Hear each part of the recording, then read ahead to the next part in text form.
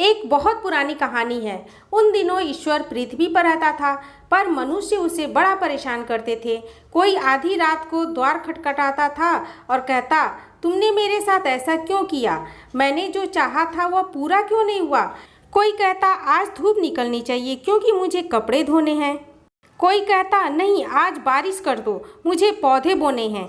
एक दिन एक बूढ़ा किसान बोला, देखिए आप भगवान हैं, यह दुनिया भी आपने बनाई होगी, पर मुझे लगता है कि आप सब कुछ नहीं जानते। आपकी रची प्रकृति में कई गड़बड़ियां हैं। ईश्वर ने कहा, मुझे क्या करना चाहिए? किसान ने कहा, आप मुझे 1 साल का समय दो और सब चीज़ें मेरे मुताबिक होने दो। मैं दुनिया से गरीबी मिटा दूंगा। ईश्वर ने किसान को 1 साल की अवधि दे दी। अब सब किसान की मर्जी से हो रहा था। किसान ने उन्हीं चीज़ों की कामना की जो उसके लिए उपयुक्त होती। उसने तूफान, तेज हवाओं और फसल को नुकसान पहुंचाने वाले हर खतरे को रोक दिया। उसे जब जितनी धूप और बारिश की ज़रूरत हुई, उसने उतना ही किया।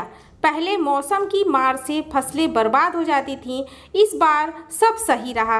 गेहूं की ऊंची बालियां देख किसान ने ईश्वर से कहा, इस साल इतनी पैदावार होगी कि लोग 10 साल तक बैठकर खाएंगे। पर जब फसल काटी तो पता चला कि बालियों में गेहूं के दाने नहीं थे। किसान हैरान परेशान था। उसे समझ नहीं आ रहा था कि ऐसा क्यों हुआ। उसने ईश्वर से पूछा। ईश्वर ने कहा, ऐसा इसलिए हुआ कि कहीं भी कोई चुनौती नहीं थी, सब कुछ आदर्श था। इस कारण गेहूं के पौधों में दाने नहीं आए। कुछ संघर्ष का होना जरूरी था, कुछ बिजलियों का गरजना जरूरी था।